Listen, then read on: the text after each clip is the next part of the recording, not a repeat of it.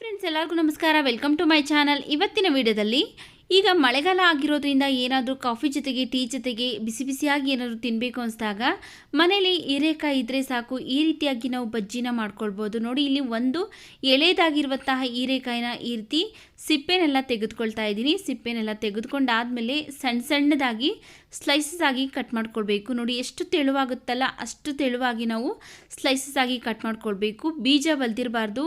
ಸಾಧ್ಯವಾದಷ್ಟು ನಾವು ಎಳೆದಾಗಿರುವಂತಹ ಹೀರೆಕಾಯಿನೇ ತಗೊಳ್ಬೇಕು. ಈಗ ಒಂದು ಮಿಕ್ಸಿಂಗ್ ಬೌಲ್ಗೆ ನಾವು ಈ ಕಪ್ಪಲ್ಲಿ 1 ಕಪ್ಪು ಫಸ್ಟೇ ಜರಡಿ ಹಿಡಿದಿರುವಂತಹ ಕಡಲೆ ಹಿಟ್ಟನ್ನು ಹಾಕ್ಕೊಳ್ತಾ ಇದ್ದೀನಿ. ಆನಂತರ 2 ಟೇಬಲ್ ಸ್ಪೂನ್ ಆಗೋಷ್ಟು ಅಕ್ಕಿ ಹಿಟ್ಟು ಹಾಕ್ಕೊಳ್ತಾ ಇದ್ದೀನಿ. 1/4 ಟೀ ಸ್ಪೂನ್ ಆಗೋಷ್ಟು ಅಜ್ವೈನ್ ಅಂದರೆ ಓಮಕಾಳನ್ನ ಈ ರೀತಿಯಾಗಿ ಕೈಯಿಂದ ಚೆನ್ನಾಗಿ ಕ್ರಷ್ ಮಾಡಿ ಹಾಕ್ಕೊಳ್ತಾ ಇದ್ದೀನಿ. ಓಮ ಹಾಕೋದ್ರಿಂದ ನಮಗೆ ಡೈಜೆಷನ್ ಚೆನ್ನಾಗಿ ಆಗುತ್ತೆ ಅಂತ. ಈಗ 1 ಸ್ಪೂನು ರೆಡ್ ಚಿಲ್ಲಿ ಪೌಡ್ರ್ ಹಾಕ್ಕೊಳ್ತಾ ಇದ್ದೀನಿ. ನಿಮ್ಮ ಖಾರಕ್ಕೆ ತಕ್ಕನಂಗೆ ನೀವು ನೋಡಿಕೊಂಡು ರೆಡ್ ಚಿಲ್ಲಿ ಪೌಡ್ರ್ ಹಾಕ್ಕೊಳ್ಳಿ. ಹಾಗೆ ರುಚಿಗೆ ತಕ್ಕಷ್ಟು ಉಪ್ಪು ಹಾಕ್ಕೊಳ್ಬೇಕು. 1 ಚಿಟಿಕೆ ಆಗೋಷ್ಟು ಅಡುಗೆ ಸೋಡಾ ಹಾಕ್ಕೊಳ್ಬೇಕು. 1/4 ಟೀ ಸ್ಪೂನ್ ಆಗೋಷ್ಟು ಗರಂ ಮಸಾಲ ಹಾಕ್ಕೊಳ್ತಾ ಇದ್ದೀನಿ ಟೇಸ್ಟ್ಗೋಸ್ಕರ. ಹಾಗೆ ಸ್ವಲ್ಪನೇ ನೀರನ್ನು ಸೇರಿಸ್ತಾ ನಾವು ಬಜ್ಜಿ ಹಿಟ್ಟನ್ನು ಅದಕ್ಕೆ ಕಲಿಸ್ಕೊಳ್ಬೇಕು. ತುಂಬ ತೆಳುನು ಕಲಿಸ್ಕೋಬಾರ್ದು, ಹಾಗೆಯೇ ತುಂಬ ಗಟ್ಟಿಯಾಗೂ ಕಲಿಸ್ಕೋಬಾರ್ದು. ಮೀಡಿಯಮ್ ಕನ್ಸಿಸ್ಟೆನ್ಸಿಲಿ ನಾವು ಕಲಿಸ್ಕೋಬೇಕಾಗತ್ತೆ. ಏನು ಇಡ್ಲಿ ಹಿಟ್ಟಿರುತ್ತಲ್ಲ ಆ ಹದಕ್ಕೆ ಕಲಿಸ್ಕೊಂಡ್ರೆ ಸಾಕಾಗುತ್ತೆ. ನೋಡಿ, ಈಗ ಬಜ್ಜಿ ಮಾಡೋದಕ್ಕೆ ಹಿಟ್ಟು ರೆಡಿ ಆಗಿದೆ. ಈ ಕನ್ಸಿಸ್ಟೆನ್ಸಿಲಿದ್ದರೆ ನಾವು ಬಜ್ಜಿ ಕರೆಕ್ಟಾಗಿ ಮಾಡ್ಕೊಳ್ಬೋದು. ಈಗ ಈ ಕಡಲೆ ಹಿಟ್ಟಿಗೆ ನಾವು ಸ್ಲೈಸಸ್ ಆಗಿ ಕಟ್ ಮಾಡಿರುವಂತಹ ಹೀರೆಕಾಯಿ ಪೀಸಸ್ನ ಹಾಕ್ಕೊಳ್ತಾ ಇದ್ದೀನಿ.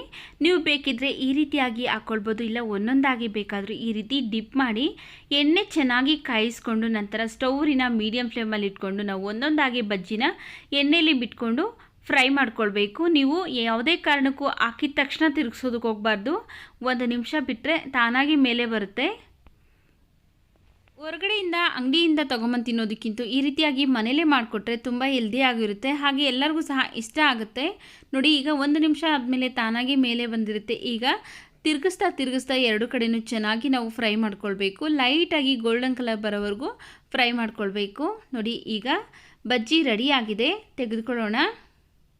ನೀವು ಬೇಕಿದ್ದರೆ ಹಾಗೇ ತಿನ್ಬೋದು, ಇಲ್ಲ ಪುದೀನ ಚಟ್ನಿ ಟೊಮೆಟೊ ಸಾಸ್ ಜೊತೆ ಸರ್ವ್ ಮಾಡ್ಬೋದು. ಈ ವಿಡಿಯೋ ನಿಮಗೆ ಇಷ್ಟವಾಗಿದೆ ಅನಿಸಿದ್ರೆ ಈ ವಿಡಿಯೋಗೊಂದು ಲೈಕ್ ಮಾಡಿ, ಈ ವಿಡಿಯೋವನ್ನು ನಿಮ್ಮ ಫ್ಯಾಮಿಲಿ ಫ್ರೆಂಡ್ಸ್ಗೆ ಶೇರ್ ಮಾಡಿ. ನಮ್ಮ ಚಾನಲ್ಗೆ ನೀವು ಇನ್ನೂ ಹೊಸದಾಗಿ ನೋಡ್ತಾ ಇದ್ದರೆ ಪ್ಲೀಸ್ ನಮ್ಮ ಚಾನಲ್ಗೆ ಸಬ್ಸ್ಕ್ರೈಬ್ ಮಾಡಿಕೊಂಡು ಸಪೋರ್ಟ್ ಮಾಡಿ ಸ್ನೇಹಿತರೆ.